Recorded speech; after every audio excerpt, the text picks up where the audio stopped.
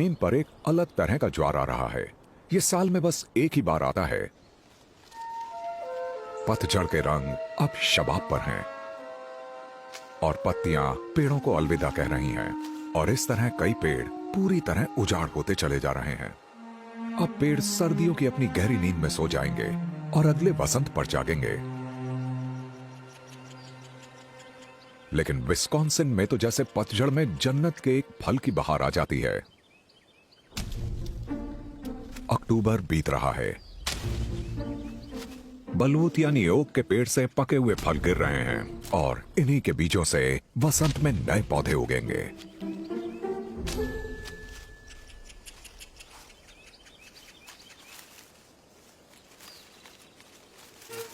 लेकिन इस मौसम में एक भूखी गिलहरी ने कुछ और ही सोच रखा है।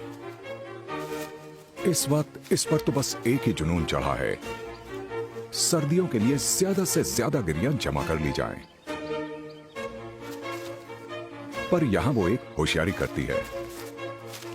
ये गिलहरी जंगल की जमीन पर खास गड्ढों में गिरियां जमा कर लेती है और याद कर लेती है, बाद में आकर ये इन्हें खाएगी।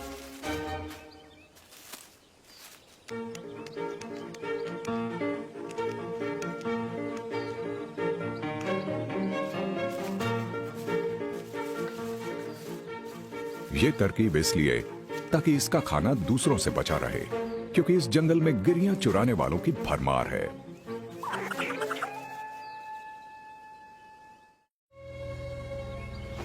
इस रेड टेल्ड हॉक को उत्तरी विस्कॉन्सिन से दक्षिण में आर्कनसास जाना है और रास्ते में ये अपना पेट भर रहा है।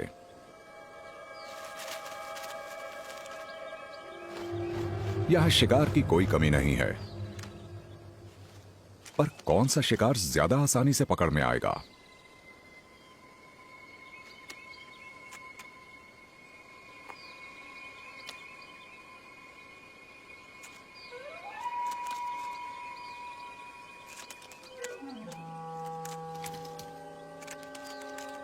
पेड़ के शिखर पर एक गिलहरी के करतबों ने इसका ध्यान खींच लिया है। बाज इस बार चूक गया है।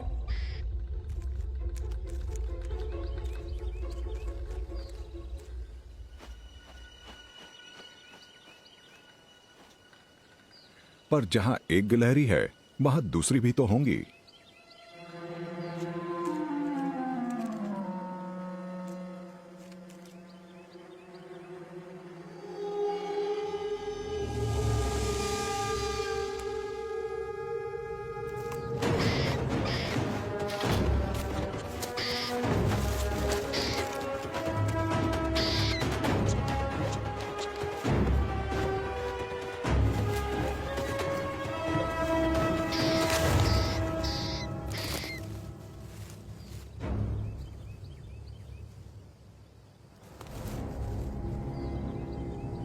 जल्दी ही काम बन गया है।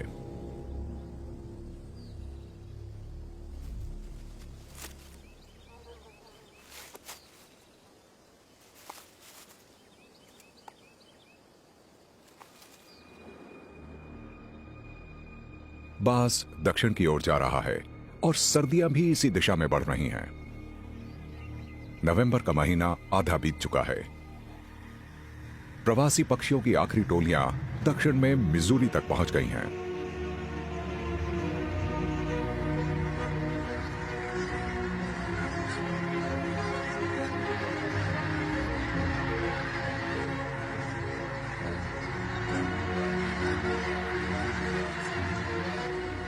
मिसिसिपी के ऊपर उड़ान के रास्ते में एक सहायक नदी है।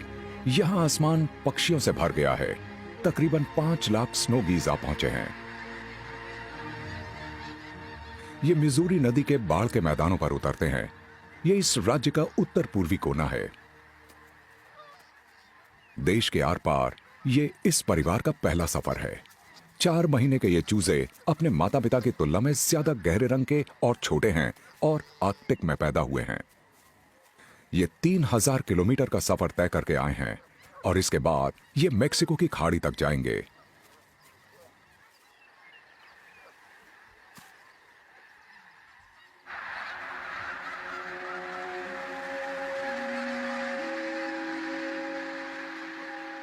लंबे सफर के बाद बहुत भूखे ये हंस यहाँ मौजूद खाने की भरपूर दावत उड़ा लेना चाहते हैं, चाहे घास हो या फिर जलीय पौधे। पर आसमान के पेड़ों पर खतरा मौजूद है। बॉल्ड ईगल दक्षिण की ओर जाते हुए यहां खाना खाते हैं।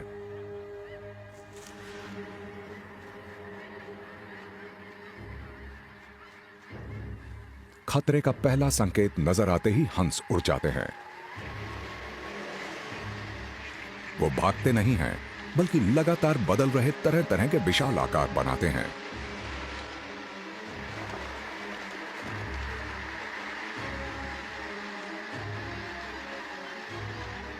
ये एक कुदरती बचाव है जो हमलावरों को चकरा देता है। इस तरह गरुड़ इस भीड़ में से किसी एक हंस पर निशाना नहीं साध पाता।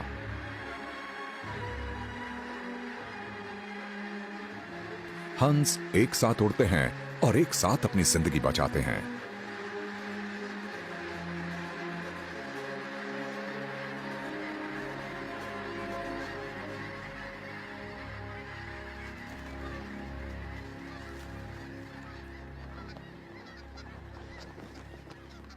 फिलहाल तो ये सुरक्षित हैं, पर हर बार जब ये बदहवासी में उड़ते हैं तो इनकी बेशकीमती ताकत खर्च हो जाती है, जिसकी जरूरत आगे के लंबे सफर में इन्हें पड़ने वाली है।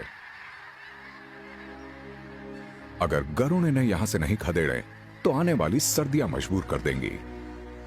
मिजूरी के इन दलदलों में बर्फ जमने लगेगी और इस तरह इन पक्षियों को दक्षिण में अपने सफर का आखिरी चरण पूरा करना पड़ेगा।